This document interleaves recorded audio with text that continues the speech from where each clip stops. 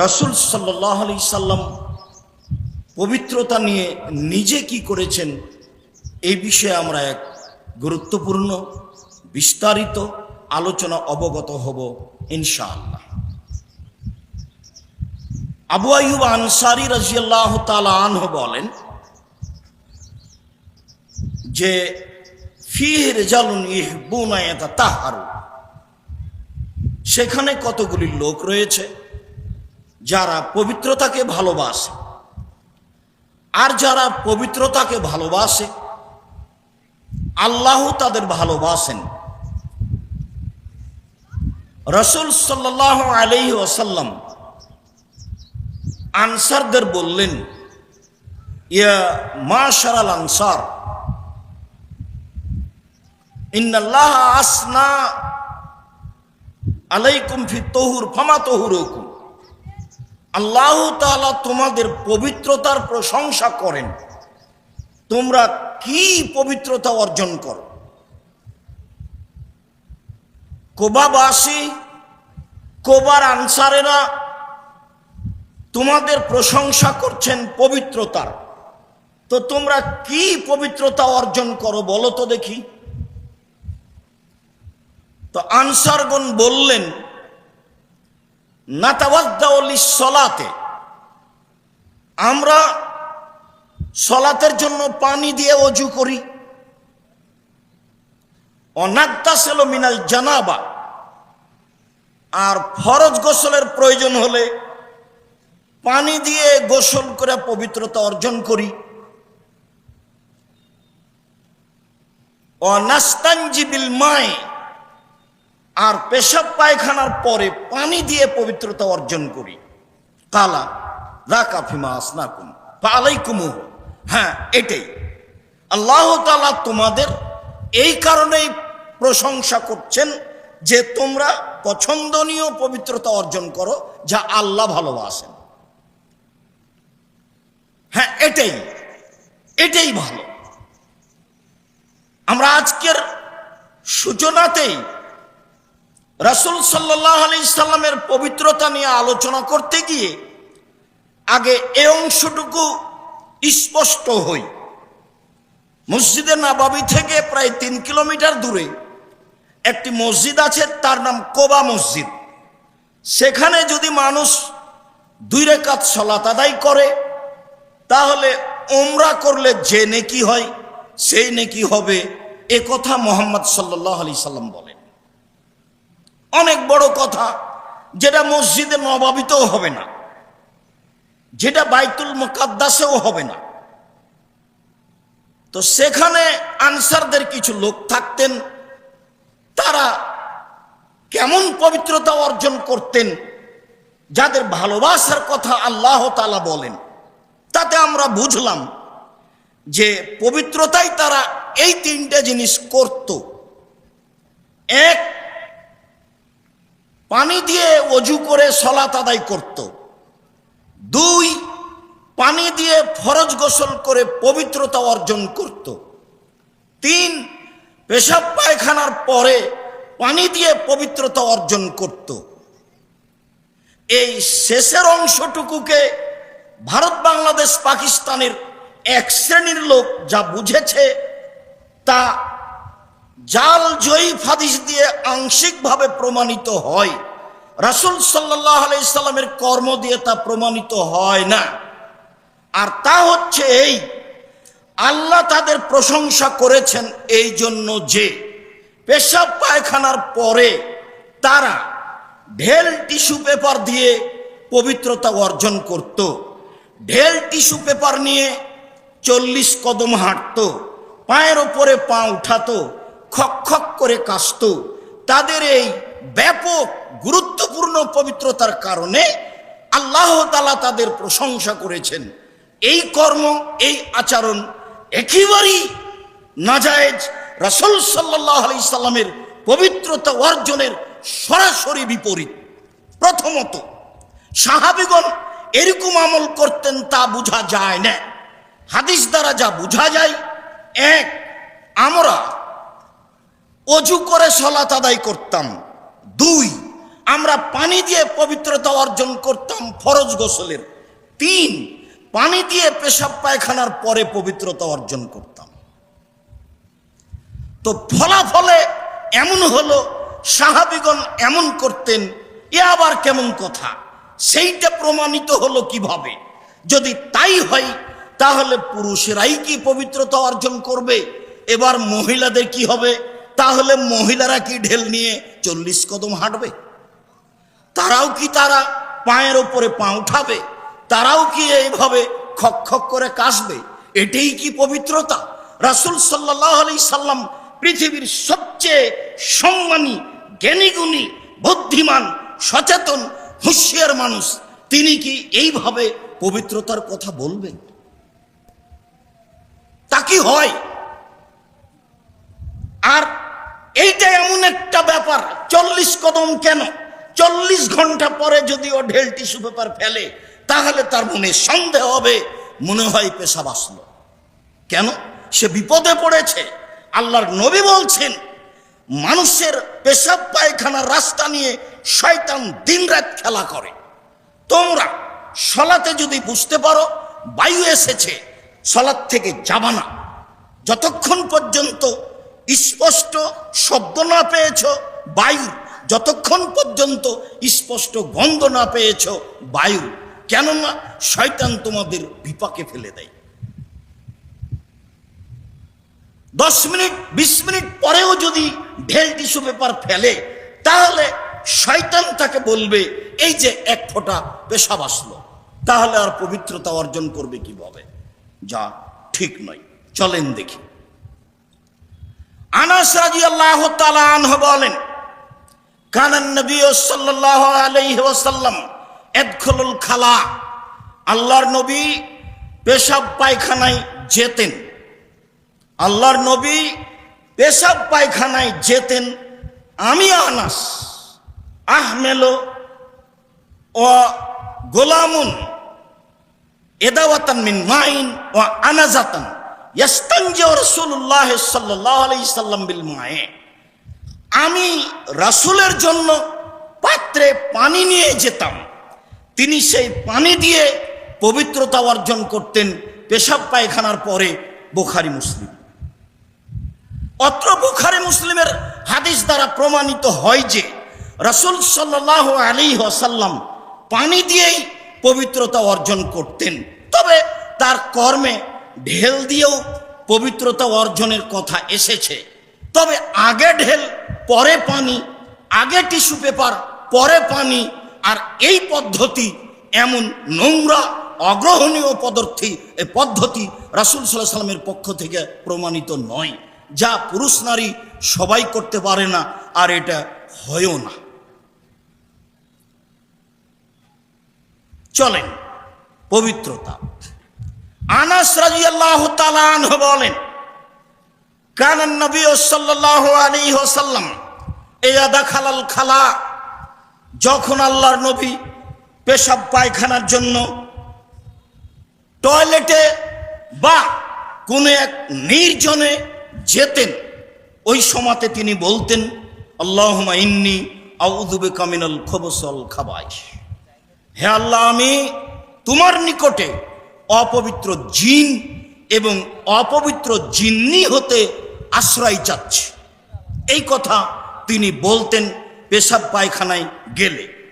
অন্য এক বর্ণনায় এসেছে যে ইনহাজিল হুসুসা মুহতাজারাতুন, নিশ্চয় যেখানে পেশাব পায়খানা করা হয় নিশ্চয় টয়লেটগুলি শয়তানের থাকার জায়গা, সেখানে শয়তান থাকে। এদা আতা আহাদুকুমাল খালা, যখন তোমাদের কোনো ব্যক্তি পেশাব পায়খানার জন্য নির্জনে বা নির্ধারিত স্থানে আসবে, সে যেন বলে, আল্লাহুম্মা ইন্নী আউযু বিকা মিনাল খুবুসি ওয়াল খাবাইস, হে আল্লাহ, আমি তোমার কাছে অপবিত্র জিন এবং অপবিত্র জিন্নি হতে আশ্রয় চাচ্ছি। মনে রাখতে হবে, মানুষ যেখানে পেশাব পায়খানা করতে বসে সেখানে জিন উপস্থিত হয়। সাধারণত মানুষ যে টয়লেটে পেশাব পায়খানা করে সেখানে জিন থাকে, এই কথা মুহাম্মদ সাল্লাল্লাহু আলাইহি সাল্লাম বলেন। এখানে আমরা আর একটু বলে নি, আয়েশা রাদিয়াল্লাহু তাআলা আনহা বলেন, কানান নবী সাল্লাল্লাহু আলাইহি সাল্লাম খারাজা মিনাল খালায়ে, যখন আল্লাহর নবী পেশাব পায়খানার কাজ শেষ করতেন, টয়লেট থেকে বের হতেন, তখন তিনি বলতেন গোফরানাকা, হে আল্লাহ আমি তোমার কাছে ক্ষমা চাচ্ছি। কি রহস্য? মানুষ যেটাই বলুক, কোন রহস্য রাসূল সাল্লাল্লাহু আলাইহি সাল্লামের পক্ষ থেকে স্পষ্ট নয়। তিনি বের হওয়ার পরে এই দোয়া পড়তেন। তবে আলহামদুলিল্লাহিল্লাযী আযহাবা আনিল আদা ওয়া আফানি, এই হাদিস ঠিক নয়, এই দোয়া পড়া যাবে না, এর উপরে আমল করা যাবে না। আমল ওটাই করতে হবে যেটা সহিহ হাদিস, তা হচ্ছে বের হওয়ার সময় বলতে হবে গোফরানাকা। উল্লেখ্য যে এখনকার মানুষের পেশাব পায়খানার জায়গা টয়লেট অতীব সুন্দর পরিষ্কার ঝকঝকে, তাহলে সেখানে কি পেশাব পায়খানার পরে দোয়া পড়া যাবে? জি যাবে। ততক্ষণ পর্যন্ত আপনার কোনো প্রকার জিকির আজকার নিষিদ্ধ, যতক্ষণ পর্যন্ত পেশাব পায়খানার কাজ চলে। বসেছেন উঠা পর্যন্ত, যখন উঠে গেছেন তখন আপনি ফ্রি, সেখানে আপনি দোয়া পড়তে পারবেন, সেখানে আপনি ওযু করতে পারবেন, এ কথাই ঠিক। রাসূল সাল্লাল্লাহু আলাইহি সাল্লামের পবিত্রতা, রাসূল সাল্লাল্লাহু আলাইহি সাল্লামের পবিত্রতার কথা বললেই আমার মনে পড়ে 2020 সালের করোনার কথা।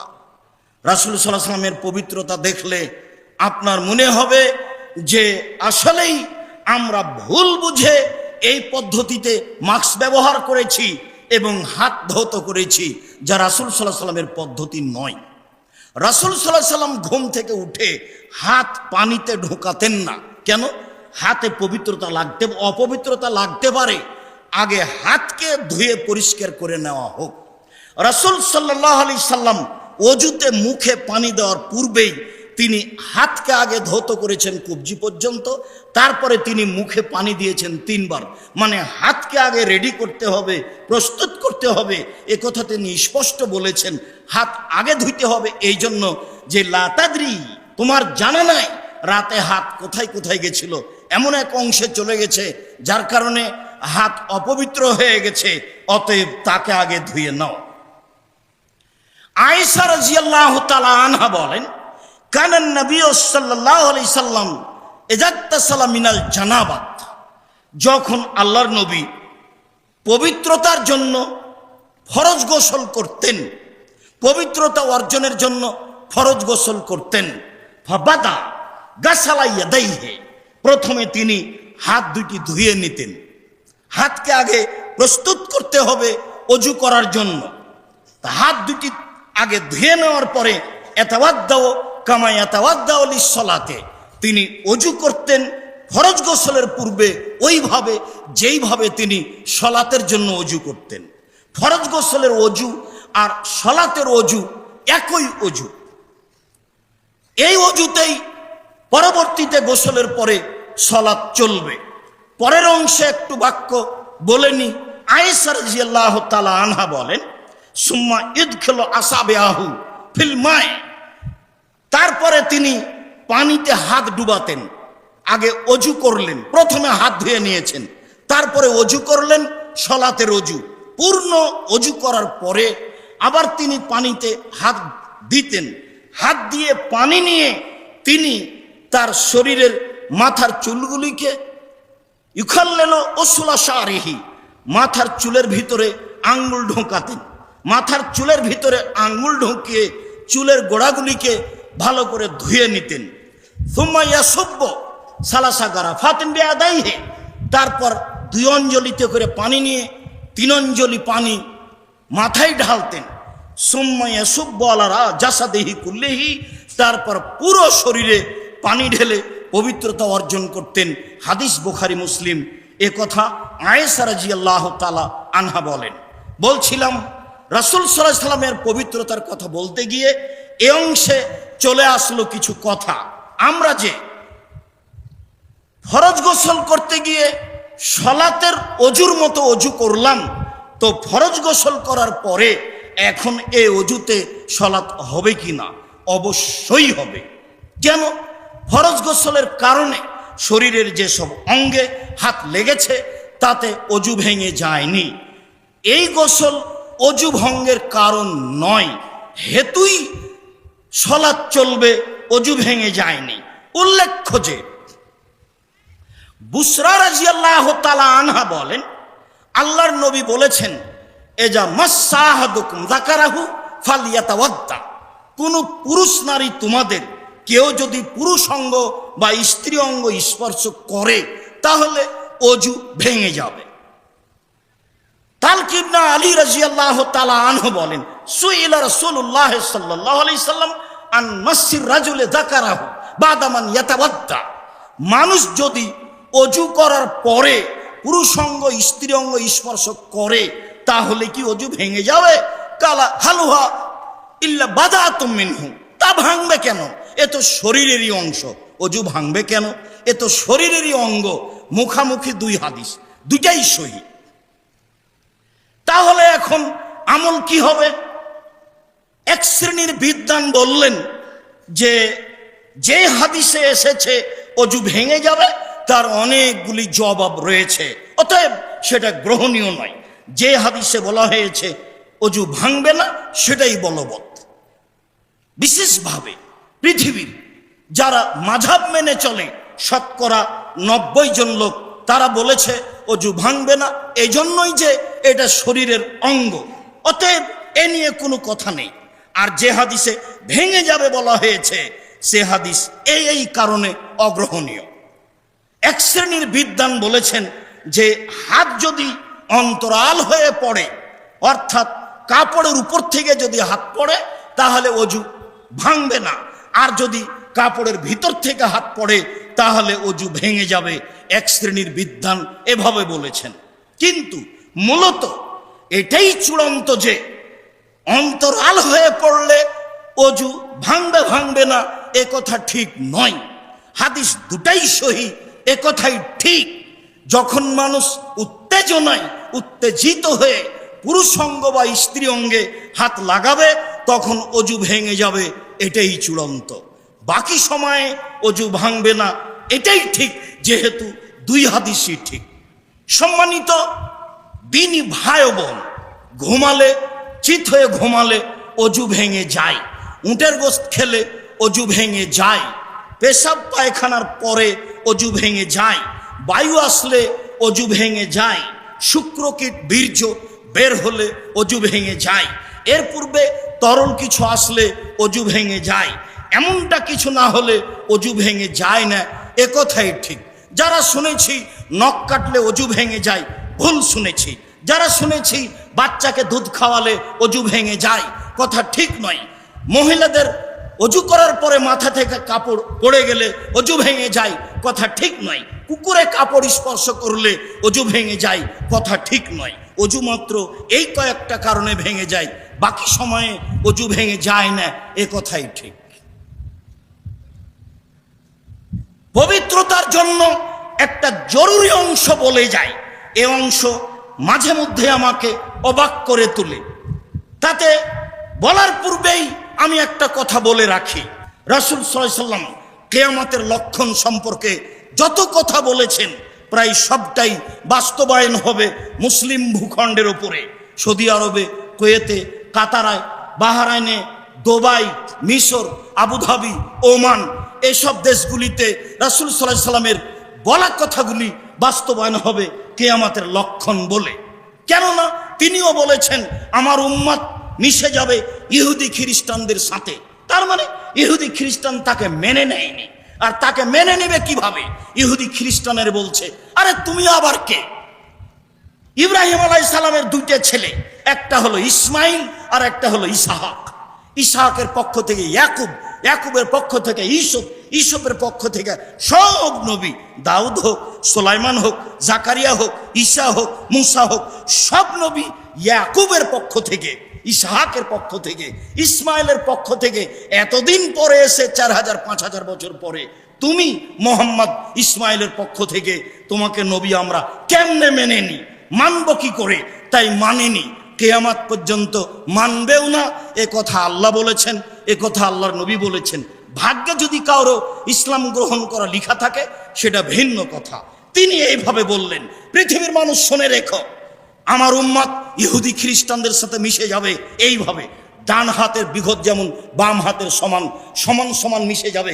কৃষ্টি কালচারে, কথাবার্তাতে, লেনদেনে, আদর্শে, নিয়ম নীতিতে, পড়াশোনায়, খাতা কলমে ডান পায়ের জুতা যেমন বাম পায়ের সমান সমান সমান, যেমন আমার উম্মত তাদের সাথে নোংরামিতে মিশে যাবে তেমন। এই কথা বলে তিনি কথার নিচের দিকে নামতে লাগলেন। নামতে নামতে এত নিচে নেমে বললেন, পৃথিবীর মানুষ শুনে রেখো, ইহুদি খ্রিস্টান যদি মায়ের সাথে জেনা করে থাকে, আমার উম্মত তাদের সাথে মিশতে গিয়ে মায়ের সাথে জেনা করবে। এ কথা মুহাম্মদ সাল্লাল্লাহু আলাইহি ওয়াসাল্লাম। অতএব পবিত্রতার ব্যাপারে অবাক হতে হয়। সালমান ফারসি রাদিয়াল্লাহু তাআলা আনহু বলেন, আল্লাহর নবী আমাদেরকে কেবলার দিকে মুখ করে পেশাব পায়খানা করতে নিষেধ করেছেন। জোরালো কথা, আলোচনা যায় থাক। এইটা ছিল কেবলার দিকে মুখ করা পেশাব পায়খানার ব্যাপারে। ভারত, বাংলাদেশ, পাকিস্তানের লোক বুঝে নিল যে ঘুমানোর ব্যাপারে কেবলার দিকে মুখ করা যাবে না, পা করা যাবে না। এটা কিভাবে বুঝলো? রাসূল সাল্লাল্লাহু আলাইহি ওয়াসাল্লাম বলছেন, ঘুমানোর সুন্নাত হচ্ছে ডান কাতে গালের নিচে হাত রেখে দোয়া পড়ে ঘুমাতে হবে। আল্লাহুম্মা আসলামতু নাফসি ইলাইকা ওয়া ওয়াজ্জাহতু ওয়াজহি ইলাইকা ওয়া ফাওয়াজতু আমরি ইলাইকা ওয়া জাতু জাহারি ইলাইকা রাগবাতা রাহাবাতান ইলাইকা লা মালজা ওয়া লা মানজা মিনকা ইল্লা ইলাইকা আমানতু বিকিতাবিকা আল্লাযী আনজালতা ওয়া নাবিয়িকা আল্লাযী আরসালতা। এই দোয়া পড়ে ডান কাতে ঘুমিয়ে যেতেন। পা কোন দিকে যাচ্ছে, কোন দিকে থাকছে, এই বিবেচনা মুহাম্মদ সাল্লাল্লাহু আলাইহি ওয়াসাল্লাম আমাদের সামনে পেশ করেননি। ভারত, বাংলাদেশ, পাকিস্তানের লোক বুঝলো, অবাক কথা, কেবলার দিকে পা করে কি শোয়া যায়? আমি নাটোরে এক জায়গাতে প্রোগ্রামে গেছিলাম, আনুমানিক 10 থেকে 12 বছর আগের ঘটনা। দুইজন লোক এসেছে বক্তব্য শুনতে, আমার সাথে সাক্ষাৎ করছে। আমি কেবলার দিকে পা করে শুয়ে আছি। আসলে আমি যে খেয়াল করে শুয়ে আছি তা নয়, এমনি শুয়ে আছি। এসে বলছে, বক্তব্য কি শুনবো? বক্তা তো কেবলার দিকে পা করে শুয়ে আছে। ধর্ম কেমন হয়ে আছে? মানুষ যেটা জানে সেটাই ধর্ম। রাসূল সাল্লাল্লাহু আলাইহি সাল্লামের কথা কেউ তলিয়ে দেখলো না। তিনি ঘুমানোর ব্যাপারে ডান কাত এ কথা উল্লেখ করলেন, পা কোন দিকে থাকবে এ কথা তিনি বললেন না। সালমান ফারসি রাদিয়াল্লাহু তাআলা আনহু বলেন, রাসূল সাল্লাল্লাহু আলাইহি সাল্লাম নিষেধ করেছেন কেবলার দিকে মুখ করে পেশাব পায়খানা করো না। সালমান ফারসি রাদিয়াল্লাহু তাআলা আনহু বলেন, পৃথিবীর মানুষ তোমরা ডান হাতে পেশাব পায়খানার পরে পবিত্রতা অর্জন করো না, বাম হাত দিয়ে পবিত্রতা অর্জন করো। তিনি বললেন, যদি পানি ছাড়া ঢেল টিস্যু পেপার দিয়ে পবিত্রতা অর্জন করতে হয় তাহলে 3 ঢেলের কমে পবিত্রতা অর্জন করো না। তিনি বললেন, পৃথিবীর মানুষ তোমরা গোবর দিয়ে এবং হাড় হাড্ডি দিয়ে পবিত্রতা অর্জন করো না, কেননা এটা হচ্ছে জিনদের খাদ্য। তোমাদের ভাই জিনদের খাদ্য। জিন পায়খানা খায়, গোবর খায়, হাড় হাড্ডি খায়। কিভাবে খায় সেটা আমার বিবেচনার প্রয়োজন নেই। আমি একটা গোস্ত খেলাম, হাড় হাড্ডি ফেলে দিলাম, আমি যতটুকু স্বাদে খেয়েছি, হয়তো বা আল্লাহ ওই হাড়ের স্বাদ তার চেয়ে বেশি করে দিয়েছে। কে জানে সেটা? আল্লাহই ভালো জানেন। আল্লাহর নবী না করে দিলেন না। এবার 2-1টা কথা। ডান হাত, ডান হাতের বিষয়টি কত শক্তিশালী। আয়েশা রাদিয়াল্লাহু তাআলা আনহা বলেন, কানাত ইয়াদু রাসূলিল্লাহ সাল্লাল্লাহু আলাইহি ওয়াসাল্লাম ইমনা লিতাহরিহি ওয়া তামিহি। রাসূলের ডান হাতটা ছিল পবিত্রতার জন্য, ভালো কাজের জন্য আর খাদ্যের জন্য। ওয়ায়াদুল ইসরা লিখালাইহি ওয়া মা কানা মিন আদা, পেশাব পায়খানার জন্য আর খারাপের জন্য। কেন বললাম ইহুদি খ্রিস্টানদের নীতির সাথে মিশে যাবে আরবিরা? আমি যখনই দুবাই বা সৌদি আরব বা ওমান এইরকম দেশে যাই, দেখি প্রায় মুসলমানই চা খাচ্ছে বাম হাতে, প্রায় মানুষই আপনার চামচ দিয়ে খাচ্ছে বাম হাতে। বিমানে মহিলাগুলি হাত দিয়ে যা দিচ্ছে তা বাম হাতে দিচ্ছে, ডান হাতে দেওয়াটা ভুলে গেল। খাওয়া যেমন ভুলে গেল ডান হাত দিয়ে, তেমন মানুষকে দেওয়া ভুলে গেল ডান হাত দিয়ে। বলবে আল্লাহরই তো 2টাই হাত দেওয়া, ডান হাতও আল্লাহর দেওয়া, বাম হাতও আল্লাহর দেওয়া। তাহলে মুহাম্মদ সাল্লাল্লাহু আলাইহি সাল্লাম আবার কে? মুহাম্মদ সাল্লাল্লাহু আলাইহি সাল্লামকে আর দিয়ে কি হবে? আয়েশা রাদিয়াল্লাহু তাআলা আনহা বলেন, কানাতান নবী সাল্লাল্লাহু আলাইহি সাল্লাম ইউহিব্বুত তায়াম্মুনা ফি শানি কুল্লিহি, আল্লাহ রাসূল সব কিছুকে ডান থেকে ভালোবাসতেন। ডান হাতে দিতে হবে, ডান হাতে নিতে হবে, ডান হাতে খেতে হবে, পবিত্রতা ডান হাত দিয়ে শুরু করতে হবে। হাতাত ফি তহুরিহি ও তানাউলিহি ও তারাজ্জুলিহি, পবিত্রতা ডান হাত দিয়ে শুরু করতে হবে। মাথার চুল চিরুনি করলে ডান দিক থেকে শুরু করতে হবে। জুতা স্যান্ডেল পরলে ডান পায়েটা পরতে হবে। হাদিস বুখারী মুসলিম। আব্দুর রহিম মিশরে ফিলিস্তিনিদের গাজাবাসীদের খাওয়ার ব্যবস্থা করেছে। তারা একেবারে অরিজিনাল আরবি। সব নবীর থাকার জায়গা হচ্ছে ফিলিস্তিন, জেরুজালেম, বাইতুল মুকাদ্দাস, গাজা। এখানে সব নবীর থাকার জায়গা, প্রায় সব নবীরই কবর এখানে। এখন জিনিস বিতরণ করছি সাহায্যকারী হিসাবে, অনেক মহিলা পুরুষ এসেছে। যখন আমি দিলাম বাম হাত দিয়ে নিল, দেওয়া বন্ধ করে 5 মিনিটের একটা বক্তব্য দিলাম। তাতে বুঝলাম আমি কোরআন হাদিস যা বুঝেছি তারা তার চেয়ে বেশি বুঝলো। একবারে ঝকঝকে করে, টকটকা করে, দিনের মতো বুঝলো। বলছে যে হ্যাঁ, এটাই তো মুহাম্মদ সাল্লাল্লাহু আলাইহি সাল্লাম বলেছেন। এবার যখন আবার দেওয়া শুরু করলাম তখন বাম হাত দিয়ে নিল। বলেন তো কেন? মানুষ অভ্যাসের দাস। বুঝেছে কথা ঠিক, আমলে আনতে পারে না। আমল তো কাজ করছে সবসময় বাম হাত।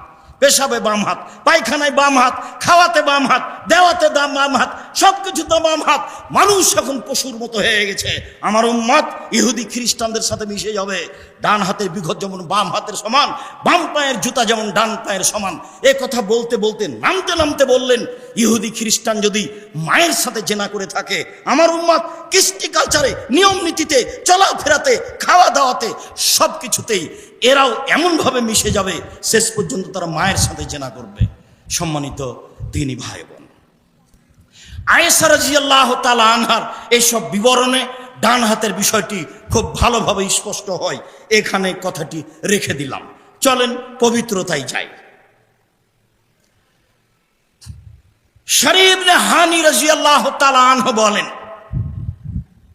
সালতু বিআইয়ি শাইইন কানা নবী সাল্লাল্লাহু আলাইহি সাল্লাম ইয়াফআলু আইয়াবদা ইযা দাখালা বাইতাহু।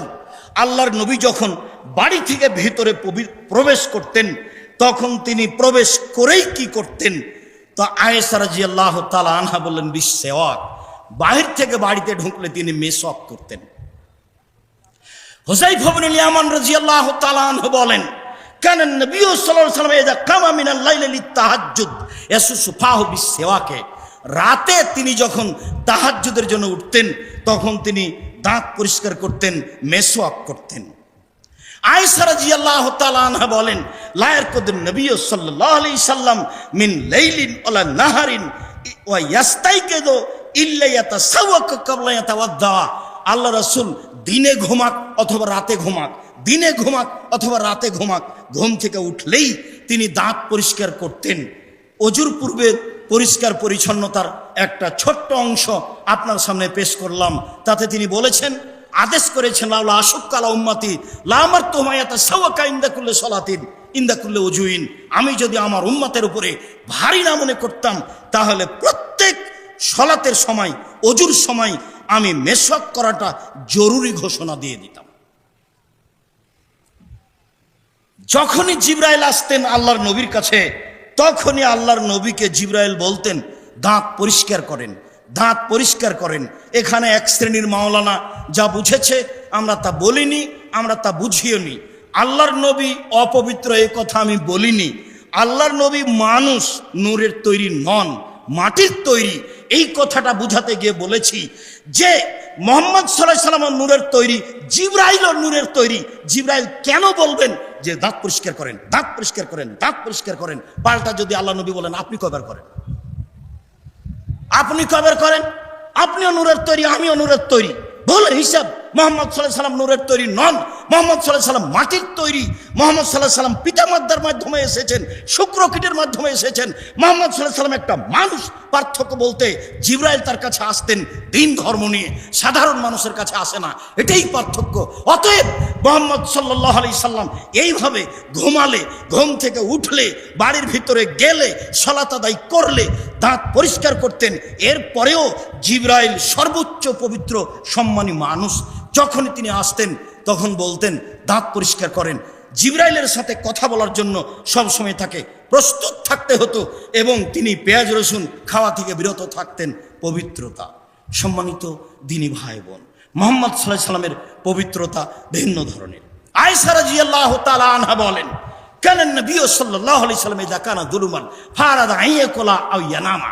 আল্লাহ রাসূল যখন অপবিত্র অবস্থায় কিছু খাওয়ার ইচ্ছা করতেন বা ঘুমানোর ইচ্ছা করতেন, রাসূল সাল্লাল্লাহু আলাইহি সাল্লাম যখন অপবিত্র অবস্থায় কিছু খাওয়ার ইচ্ছা করতেন, ঘুমানোর ইচ্ছা করতেন, তখন তিনি অজু করে নিতেন।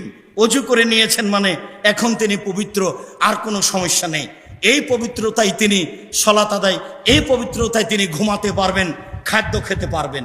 ফরজ গোসল না করলে ইবাদত করতে পারে না, এ কথাই ঠিক। বলছিলাম, যারা অপবিত্র পুরুষ বা অপবিত্র নারী, অপবিত্র নারী হয় হায়েজের কারণে, অপবিত্র নারী হয় সন্তান প্রসবের কারণে, অপবিত্র নারী হয় ফরজ গোসলের কারণে। ফরজ গোসল একটি ভিন্ন ধরনের পদ্ধতি, যা তাৎক্ষণিক এসেছে, কিছুক্ষণ পরে থাকবে না। পবিত্রতা অর্জন করলেই দুইজনের জন্যই এটা স্বাভাবিক। গোসল করে পবিত্রতা অর্জন করে সালাত আদায় করবে, ইবাদত বন্দেগী করবে। এছাড়া যদি ঘুমাতে চাই, খেতে চাই, তাহলে অজু করবে। থাকলো মহিলারা, তাদের নিয়মিত হায়েজ আসে, নিয়মিত তাদের বাচ্চা প্রসব হয়, এই জন্য ওদের বিধানটি যতদিন ঋতুবতী আছে ততদিন পর্যন্ত তারা সালাত আদায় করতে পারবে না। হজ করতে গেলে, তওয়াফ করতে গেলে কাবা ঘরে হজ করতে পারবে না, তওয়াফ করতে পারবে না, বাকি সব আমল করবে। আয়েশা রাদিয়াল্লাহু তাআলা আনহা বলেন যে আমি রাসূলের সাথে হজ করতে আসলাম, তওয়াফ করতে করতেই দুই একবার পরে আমার ঋতু হয়ে গেল, আমি বসে কান্নাকাটি করছি। আল্লাহ রাসূল বলছেন, ও কি হয়েছে? আনাফিস্তি, তুমি কি ঋতুবতী? তখন বলছেন, জি হ্যাঁ, আমি তো হজ নিয়ে যেতে শুধু যাব আপনাদের সাথে একটা নিয়ে, আর আপনারা যাবেন দুইটা নিয়ে। আপনারা যাবেন উমরা নিয়ে আর হজ নিয়ে, আমি একটা নিয়ে যাব। আমি তো আর এখন তওয়াফ করতে পারি না, আমার উমরা হবে না, আমি কি করি? তখন আল্লাহ রাসূল বলছেন, আয়েশা চিন্তা করো না, আদর মেয়েদের জন্য এটা জরুরি করে দেওয়া হয়েছে, এটা হবে। ইসলামা ইয়াসনাউল হাজ্জ, হাজিরা যা করে তা তুমি করো, তওয়াফ করো না, সালাত আদায় করো না। হাজিরা যা করে তা তুমি করো, তওয়াফ করো না, সালাত আদায় করো না। হাজিরা যা করে তা তুমি করো, তওয়াফ করো না, সালাত আদায় করো না। তাহলে হাজিরা কোরআন তেলাওয়াত করে, তুমি করো। কাবা ঘরে বসে বসে তাসবিহ তাহলিল করে, তুমি করো।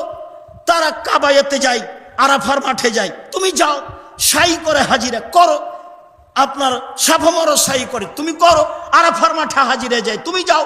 মুজদালিফার মাঠে হাজিরে যায়, তুমি যাও। পাথর মারে হাজিরে তুমি মারো। তওয়াফ করো না, সালাত আদায় করো না, তওয়াফ করো না, সালাত আদায় করো না।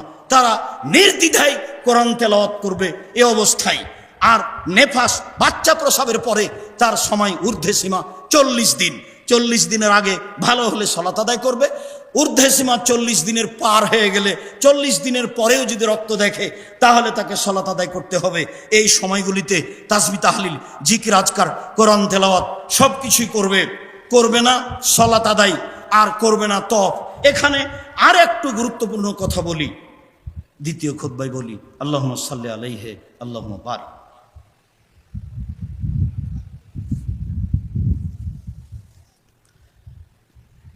আলহামদুলিল্লাহ ওয়াহাদা, আসসালাতু ওয়াসসালামু আলা মান লা নাবিয়্যা বাদা। সম্মানিত অত্র সালাফি কনফারেন্সে উপস্থিত দিনী মুসলিম ভাই বোন, আমরা রাসূল সাল্লাল্লাহু আলাইহি সাল্লামের নিজস্ব পবিত্রতা নিয়ে আলোচনা করছিলাম। তিনি নিজে কেমন পবিত্রতা অর্জন করতেন তা আয়েশা রাদিয়াল্লাহু তাআলা আনহা সময়ের গতিতে বলছেন। এইবার আল্লাহ রাসূল এবং আয়েশার দুইজনের কর্মে চলে আসি, বুঝতে পারবো কিছু কথা। আয়েশা রাদিয়াল্লাহু তাআলা আনহা বলেন, কালা লি রাসূলুল্লাহ সাল্লাল্লাহু আলাইহি সাল্লাম, আয়েশা নাবিলিল খুমরাতা মিনাল মসজিদ, মসজিদ থেকে জায়নামাজটা দাও তো। আয়েশা, মসজিদে যে জায়নামাজটা, মুসল্লাটা আছে, এটা আমাকে দাও। তা আমি বললাম, ইন্নী হিজতু, আল্লাহর নবী আমি যে ঋতুবতী, আমি মসজিদে যাব। তাহলে ঋতু অবস্থায় মসজিদে না যাওয়ার একটা প্রবণতা বা এরকম একটা প্রচলন কিছু ছিল। আমি তো ঋতুবতী, আমি কি মসজিদে যাব? তখন আল্লাহ রাসূল বলছেন, আরে ইন্না হাইজাতাকা লাইসাত ফি ইয়াদিকা, ঋতু কি তোমার হাতে লেগে আছে নাকি? যাও। হাদিস তো বুখারী মুসলিম। ঋতু কি তোমার হাতে লেগে আছে? হাইজের রক্ত কি তোমার হাতে লেগে আছে? মসজিদে যাও, মসজিদ থেকে নিয়ে আসো। একাধিক হাদিস বুখারী মুসলিমের আছে যে অপবিত্র অবস্থায় মসজিদে তারা ঘুমাচ্ছে, একজন যুবতী মহিলাকে মসজিদে থাকার জায়গা করে দেওয়া হয়েছে। আয়েশা রাদিয়াল্লাহু তাআলা আনহা বলেন, কানান নবী সাল্লাল্লাহু আলাইহি সাল্লাম ইত্তাকাউ ফি হুজরি, আল্লাহর নবী আমার উরু রানের উপরে হেলান দিয়ে শুইতেন। ওয়াকরাউল কোরআন ওয়া হাইজ, তখন তিনি কোরআন মাজিদ পড়তেন। আমি ঋতুবতী, আমার উরু রানের উপরে মাথা দিয়ে ঘুমাতেন, এরপরে তিনি কোরআন মাজিদ পড়তেন, তখন আমি ঋতুবতী। আয়েশা রাদিয়াল্লাহু তাআলা আনহা বলেন, কুনতু আশরাবুল মা সুম্মা উনাবিলহু, আমি গিলাসে পানি পান করার পরে রাসূলের হাতে দিতাম। ফা ইয়াদাউ ফাহু আলা মাউযি ফিহি ওয়া নাহাইজ, আমি যেখানে মুখ লাগিয়ে গিলাসে পানি পান করেছি, মুহাম্মদ সাল্লাল্লাহু আলাইহি সাল্লাম ভালোবাসা দেখাতে গিয়ে সেখানে মুখ লাগিয়ে পানি পান করেছেন, তখন আমি ঋতুবতী। আয়েশা রাদিয়াল্লাহু তাআলা আনহা বলেন, ওয়ানা আতারাকুল আরকা ওয়া নাহাইজ, আমি নিজে দাঁতে গোশত ছিঁড়ে খেতাম, তারপরে সময় উনাবেলহু আল্লাহ রাসূলের হাতে গোশতের টুকরা দিতাম। ফায়াদাউ ফাহু ফি মাউযি ফিহি, তিনি আমি যেখানে মুখ লাগিয়ে গোশত ছিঁড়ে খেয়েছি সেখানে মুখ লাগিয়ে তিনি গোশত ছিঁড়ে খেতেন, তখন আমি ঋতুবতী। আয়েশা রাদিয়াল্লাহু তাআলা আনহা বলেন, ইখরাজু ইলাইয়া রাসাহু ওয়া হুয়া ফিল মুতাকিফ, আল্লাহর নবী ইতিকাফ অবস্থায় তাসবিহ তাহলিল করছেন, এরকম একটা পর্যায়ে মাথাটা আমার দিকে ঠেলে দিলেন। ফাগসিল রাসাহু, আমি তার মাথাটা ধুয়ে দিব। ওয়ানা হাইজ, তখন আমি ঋতুবতী। সম্মানিত দিনী ভাই বোন, স্বামী স্ত্রীর ভালোবাসা যেমনভাবে ফুটে উঠে, ঋতু অবস্থায় মানুষ কি করতে পারে তাই স্পষ্ট ফুটে উঠে। আয়েশা রাদিয়াল্লাহু তাআলা আনহা বলেন, আমার রানী রাসূলুল্লাহ সাল্লাল্লাহু আলাইহি সাল্লাম আত্তাজেরা, আল্লাহ রাসূল আমাকে আদেশ করলেন ঋতু অবস্থায় আমি অতিরিক্ত কাপড় ব্যবহার করব। ফাইবা শ্রেণী, তারপর তিনি আমার শরীরের সাথে শরীর লাগিয়ে গায়ের সাথে গাও লাগিয়ে ঘুমাতেন থাকতেন, তখন আমি ঋতুবতী। অত্র হাদিসগুলিতে অপবিত্র অবস্থায় রাসূলের জীবন কেমন ছিল তার সাথে এটা স্পষ্ট হয়, স্ত্রীর সাথে ভালোবাসা কেমন ছিল এটাও স্পষ্ট হয়। মধ্যখানে দু এক বাক্য আপনার সাথে, এ তো বাঙালি মানুষ, তার উপরে যদি চাঁপাই নবগঞ্জের মানুষ হয় তাহলে সুযোগ হলে বউকে গালি দেয়, কখনই বা এক গিলাস পানি খাবে এভাবে, সুযোগ হলেই কিছু কথা বলে নেওয়া হয়। জি না, কটু কথা বলতে আল্লাহ রাসূল স্ত্রীকে নিষেধ করেছেন, স্বাভাবিকভাবে মুখের উপরে মারতে নিষেধ করেছেন। রাসূল সাল্লাল্লাহু আলাইহি ওয়াসাল্লাম স্ত্রীর সাথে ভালো আচরণ করার কথা বলতে গিয়ে তাকে বাড়ি ছাড়া অন্য কোথাও থাকতে বা যেতে দেওয়া হবে না জরুরি কারণ ছাড়া, এই আদর্শ তিনি করেছেন। বলছিলাম পবিত্রতা। চলেন পবিত্রতার শেষের অংশে এসে আমরা রাসূল সাল্লাল্লাহু আলাইহি ওয়াসাল্লামের পক্ষ থেকে আরো কিছু বলি, তার বাস্তব কর্ম। আবু হুরায়রা রাদিয়াল্লাহু তাআলা আনহু বলেন, আতান নবী সাল্লাল্লাহু আলাইহি ওয়াসাল্লাম মাকবারাতা, আল্লাহ রাসূল একদা কবরস্থানে আসলেন। কবরস্থানে এসে বলছেন, আসসালামু আলাইকুম দারা মুমিন দারা কওমিন মুমিনিনা, ও মুমিন সম্প্রদায়ের বাড়িঘর, তোমাদের উপরে সালাম। ওয়াইনা ইনশাআল্লাহ বিকুম লাহিকুনা, অচিরে আমরা তোমাদের সাথে সাক্ষাৎ করব, মানে আমরাও কবরে চলে আসব। ওয়াদিত্তু আন্না রায়না ইখওয়ানানা, আমার মনটা চাই যে আমি আমার ভাইদের সাথে সাক্ষাৎ করি। আল্লাহ রাসূল বলছেন, আমার মনটা চাই যে আমি আমার ভাইদের সাথে সাক্ষাৎ করি। তালু আওয়ালাসনা ইখওয়ানুকা, আল্লাহ রাসূল কি ব্যাপার, কবরে যারা আছে তারা আপনার ভাই, আমরা আপনার ভাই নই? কবরে যারা আছে তারা আপনার ভাই, আমরা আপনার ভাই নই? তখন আল্লাহ রাসূল বলছেন, আনতুম আসহাবি ওয়াইখুনা আল্লাযিনা লাম ইয়াতবাদু, তোমরা হচ্ছে আমার সঙ্গী, আমার সাথী, যারা এখনো দুনিয়াতে আসেনি তারা আমার ভাই। তোমরা আমার সঙ্গী, আমার সাথী, যারা দুনিয়াতে এখনো আসেনি তারা আমার ভাই। ফাকালু কাইফা তারিফু উম্মাতাকা মিন বাইনিল উমামে, তাহলে আপনি আপনার উম্মতকে এত মানুষের মধ্যে আপনি কিভাবে চিনবেন, চিনার পথ কি? তখন রাসূল সাল্লাল্লাহু আলাইহি ওয়াসাল্লাম বললেন, আচ্ছা তোমরাই বলো, মা রাআইতুম আন্না রাজুলান লাহু খাইলুন গুরুন মুহাজ্জালাতুন, একটা লোকের যদি একটা ঘোড়া থাকে চকমকে, কপালে চকমকে দাগ, হাঁটুতে চকমকে দাগ, পায়ে চকমকে দাগ, বাইনা জাহারাই বহমিন দহমিন, এই খাইলিন বহমিন দহমিন, খুব কালো বিকট কালো ঘোড়ার মাঝে, অনেকগুলি ঘোড়ার মাঝে যদি তার এই চকমকে ঘোড়া থাকে তাহলে কি সে চিনতে পারবে? কালুবালা, হ্যাঁ তো তা তো চিনতে পারবেই যে অনেক ঘোড়া কালো, তার মধ্যে চকচকে লাল সাদা, চিনবেই তো। তখন আল্লাহ রাসূল বলছেন, শুনো, ইন্না উম্মতি ইয়াতুনা ইয়াউমাল কিয়ামা বুরান মুহাজ্জালিন মিন আসারিল উযুয়ে ওয়া নাফারাতুহুম আলাল হাওজে। কিয়ামতের মাঠে আমার উম্মত আসবে অজুর অঙ্গগুলি ঝকমকে অবস্থা নিয়ে, আমি তাদের দেখে চিনে নিব আমি হাউজে কাউসারে সবার আগে উপস্থিত থাকব। পৃথিবীর মানুষ শুনে রেখো, বিচারের মাঠে আমি আমার উম্মতকে অজুর চিহ্ন দেখে চিনে নিব। সাদা লাল ঘোড়া যেমন একেবারে বিকট কালো ঘোড়ার মাঝে মালিক চিনতে পারে, আমি আমার উম্মতকে অজুর দাগ চিহ্ন দেখে আমি আমার উম্মতকে চিনে নিব। আমি থাকব হাউজে কাউসারে সবার আগে। আবু দারদা রাদিয়াল্লাহু তাআলা আনহু বলেন, রাসূল সাল্লাল্লাহু আলাইহি ওয়াসাল্লাম বলেছেন, ফানা আউয়ালু মা ইউজানু লিসুজুদে মা ইউজানু লিসুজুদে ইয়াউমাল কিয়ামা। আমি প্রথম ব্যক্তি যাকে সিজদা করতে বলা হবে কিয়ামতের মাঠে।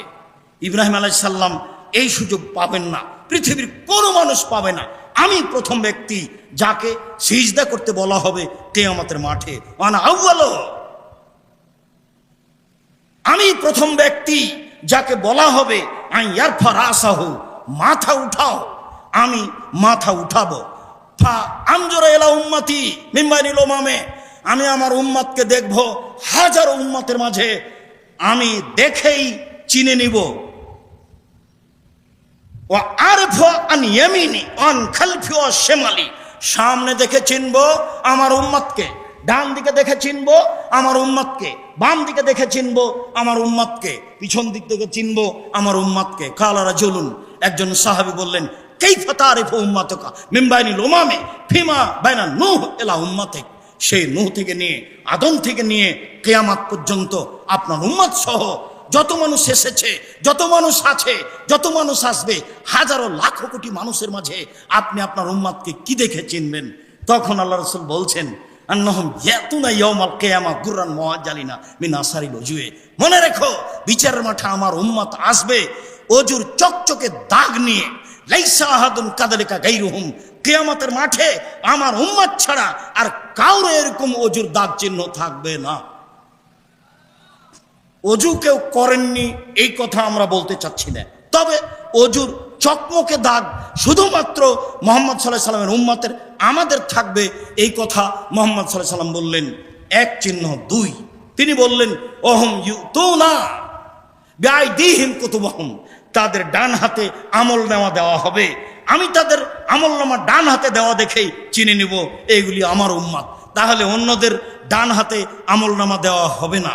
তিনি বললেন যে ওয়া আরিফুহুম তাসাবাইন আইদিহিম যুরিয়াতুহুম, যাদের বাল্য অবস্থায় ছেলে মেয়ে মারা গেছে, এইসব ছেলে মেয়ে তাদের সামনে দৌড়াদৌড়ি করবে, আমি দেখে চিনে নিব এরা আমার উম্মত।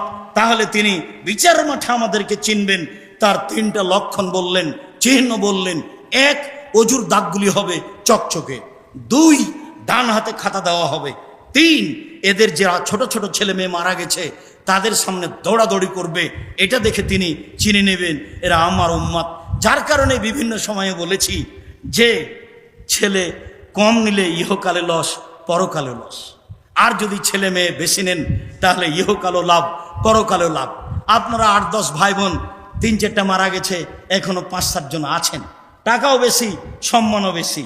ঢাকায় যে আছে সে বলছে আম্মা এখানে চলে আসেন, চট্টগ্রামে যে আছে সে বলছে আম্মা এখানে আসেন, যে লন্ডনে আছে সে বলছে না কারো কথা শোনা হবে না, আম্মাকে আমি নিয়ে আসবো।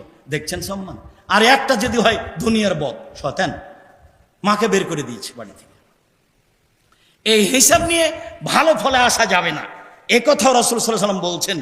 মধ্যখানে আর একটা কথা এসে ঢুকলো, কেউ যদি 2টা মেয়ের লালন পালন করে তাহলে আমি মুহাম্মদ আর সে মেয়ে দুটির বাপ জান্নাতে এইভাবে থাকবে একসাথে জমা ধরে। তিনি বললেন কেউ যদি এতিমের লালন পালন করে তাহলে সেই মালিক আর আমি জান্নাতে একসাথে থাকবো। তখন তিনি আঙ্গুল দুটি দেখালেন, মধ্যে একটু ফাঁকা রাখলেন। আর যখন কেউ দুইটা মেয়ের লালন পালন করবে, এ কথা মুহাম্মদ সাল্লাল্লাহু আলাইহি ওয়াসাল্লাম বললেন। তখন তিনি বললেন, সেই পিতা আর আমি জান্নাতে একসাথে থাকবো। তখন তিনি আঙ্গুল দুইটিকে জমা করে দিলেন।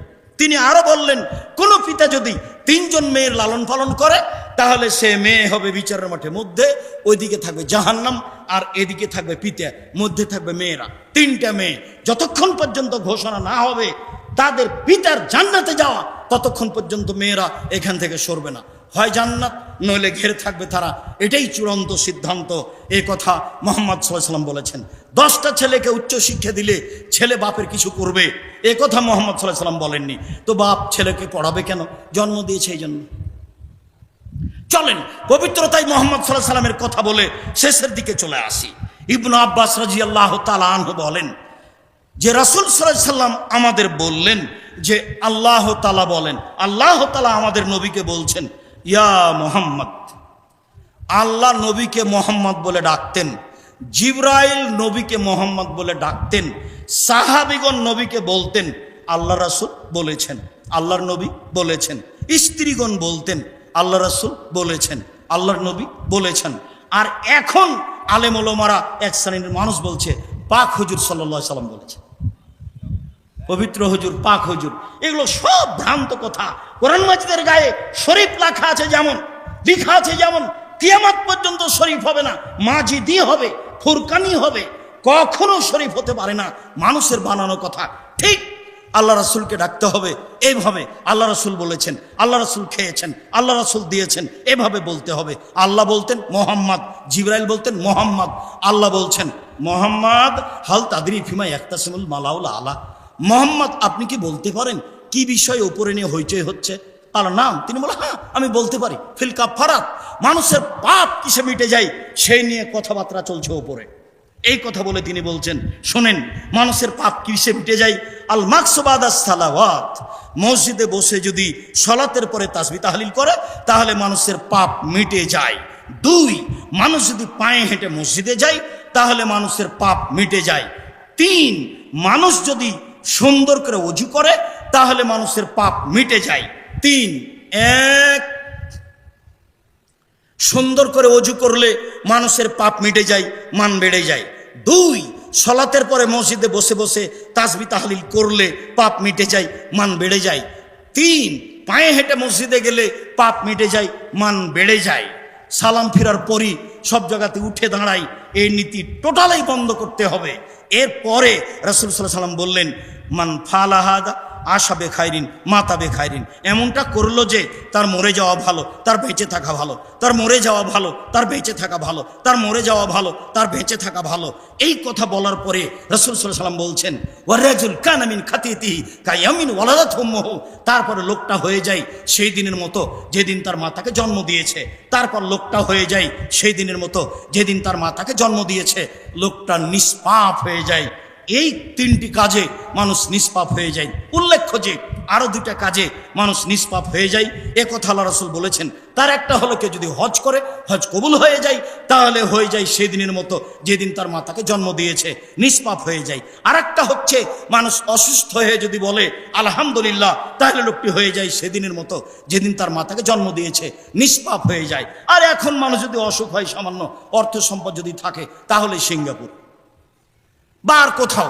আল্লাহ রাসূল সাল্লাল্লাহু আলাইহি ওয়াসাল্লাম বললেন একজন মহিলাকে, যে মহিলা এসে বলল, আল্লাহ রাসূল আমার খুব অসুখ, আমি মির্গি রোগে ভুগছি, আমি আমার কাপড় খুলে দিই, তা আপনি একটু আমার জন্য দোয়া করেন এগুলোর জন্য না থাকে। তো আল্লাহ রাসূল বলেন, দেখো তুমি যদি ধৈর্য ধারণ করো তাহলে তুমি জান্নাতে যাবা।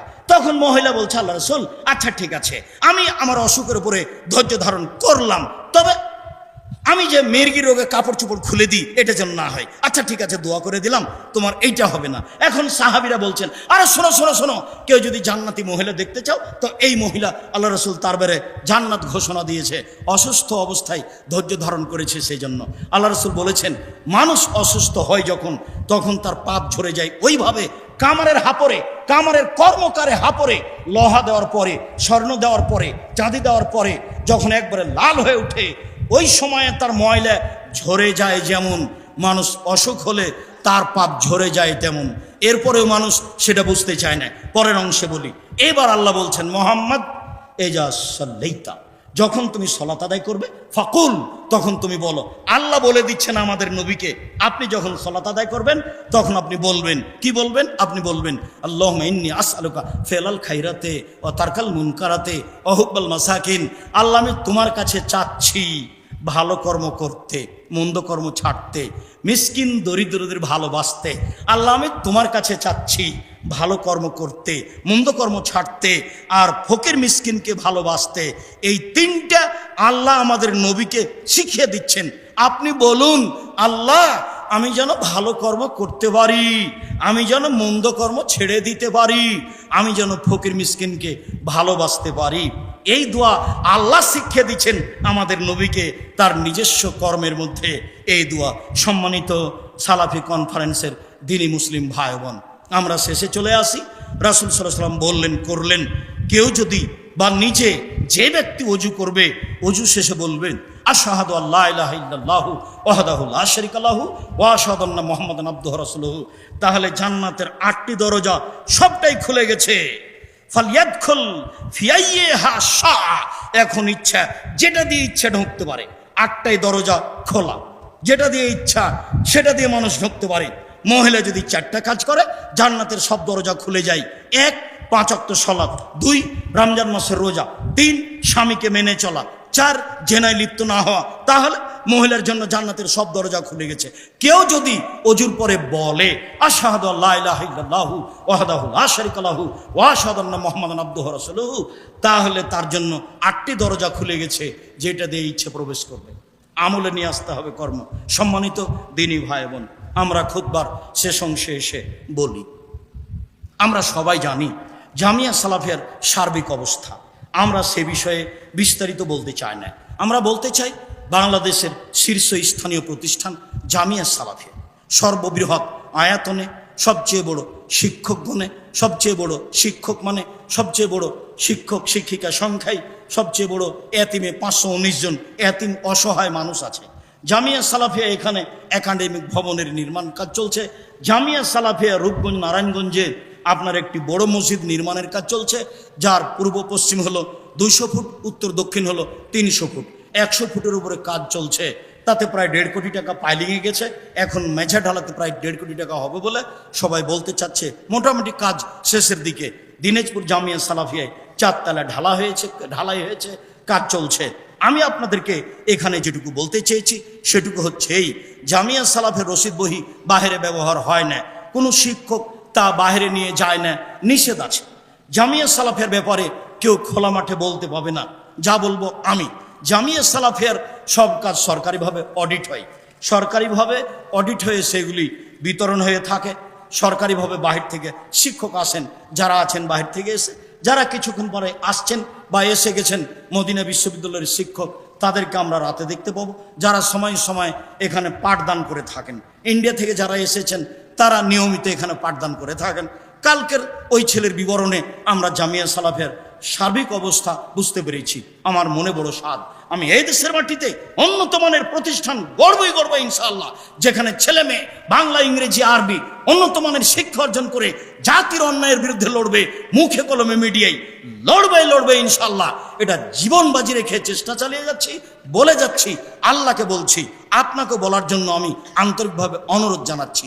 যেহেতু জামিয়া সালাফিয়া বৈদেশিক পয়সায় চলে না, যেহেতু জামিয়া সালাফিয়া কোনো সংস্থা দিয়ে চলে না, যেহেতু জামিয়া সালাফে ভিত্তশালী দিয়ে চলে না, আমি আপনি 2 টাকা, 1 টাকা, 2000, 5 টাকা যেভাবে দিই সেভাবেই জামিয়া সালাফে ভালোভাবে চলছে বলে আমরা দেখতে পাচ্ছি। মর্মে আপনাকে আমি রাসূলের ওই কথাটা বারবার স্মরণ করাতে চাই। আল্লাহ রাসূল বললেন, প্রত্যেক দিন সকালে 2 জন ফেরেশতা নেমে আসেন। একজন বলেন, আল্লাহ যে যতটুকু দিল তুমি তার ততটুকু পূর্ণ করে দাও, যে যতটুকু দিল না তুমি তার ততটুকু ক্ষতি করে দাও। হাদিস তো বুখারী মুসলিম। কি বিচার হতে পারে? একজন সাহাবী এসে বলছেন, আল্লাহর নবী, আমার আব্বা মারা গেছেন, জমি জায়গা ছেড়ে গেছেন, ওসিয়ত করে যাননি। আমি যদি আমার আব্বার নামে দান করি তাহলে আমার আব্বার পাপ মিটে যাবে কি? আল্লাহ রাসূল বললেন, হ্যাঁ। তখন তিনি বড় পাপ ছোট পাপ বললেন না, বললেন তুমি তোমার আব্বার নামে দান করলে তোমার আব্বার পাপ মিটে যাবে। একজন এসে বলছে, আল্লাহ নবী, আমার মা হঠাৎ করে মারা গেছেন, কথা বলতে পারলে দান করতেন। আমি যদি আমার মায়ের নামে দান করি তাহলে এখন আমার মায়ের নেকি হবে কি? আমার মায়ের পাপ মিটে যাবে কি? আল্লাহ রাসূল বললেন, হ্যাঁ, তোমার মায়ের নেকি হবে, পাপ মিটে যাবে।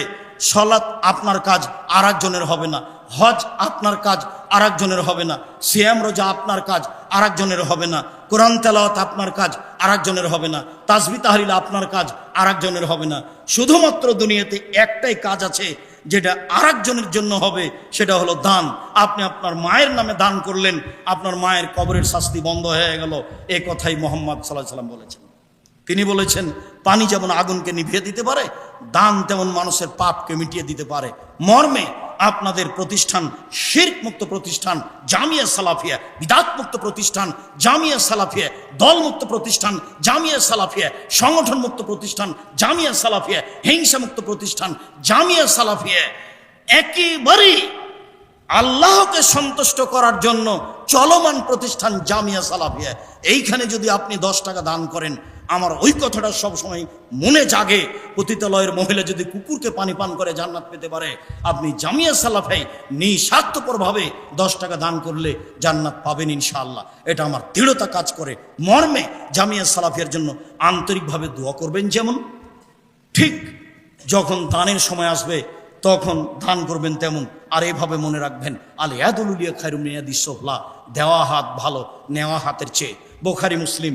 দেওয়া হাত ভালো নেওয়া হাতের চেয়ে, দেওয়া হাত ভালো নেওয়া হাতের চেয়ে। দিতে শিখবেন নিজে, স্ত্রী দিয়ে, ছেলে মেয়ে দিয়ে। নেওয়া শিখবেন না, নিতে হবে না।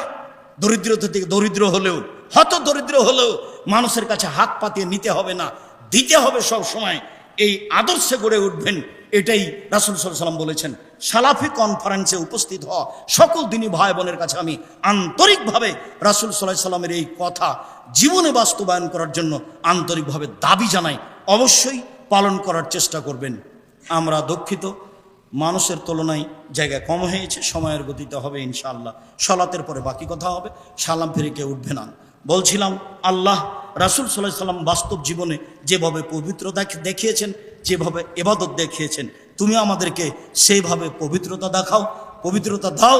আমরা যেন রাসূল সাল্লাল্লাহু আলাইহি সাল্লামের পবিত্রতা অর্জন করে তোমাকে সন্তুষ্ট করতে পারি। রাসূল সাল্লাল্লাহু আলাইহি সাল্লামের দেওয়া সালাত আদায় করে, রাতের সালাত আদায় করে তোমাকে যেন সন্তুষ্ট করতে পারি। তোমার দরবারে এই জোরালো দাবি রেখে বলছি, আল্লাহ আমাদের যারা মারা গেছে তুমি তাদের কবরের শাস্তি মাফ করো। আমরা যারা অসুস্থ তুমি তাদের আরোগ্য দান করো। আমরা যারা বেঁচে আছি তুমি তাদেরকে তোমার রাসূলের পদ্ধতি অনুযায়ী চলার তৌফিক দান করো। এই দেশে যারা দায়িত্ব পালন করছে তাদেরকে তুমি দেশের উপযুক্ত মানুষ হিসেবে গ্রহণ করো। এই দেশের যতগুলো স্তর আছে সমস্ত স্তরে তুমি ন্যায় প্রণয়ন, কালকে আব্দুল্লাহ যে বক্তব্য দিল, শাসকের কেমন হতে হবে নীতি, এরকম তুমি দায়িত্বশীল আমাদের মাঝে দাও। দেশে তুমি শান্তি দাও, নিরাপত্তা দাও। তুমি আমাদের জামিয়া সালাফিয়াকে কবুল করো, আমাদের সকল দিনী ভাই বোনকে কবুল করো। তোমার দরবারে জুমার খুতবার শেষে এই জোরালো দাবি, দাওয়া, দোয়া রেখে আজকের জুমার খুতবা এখানেই শেষ করলাম।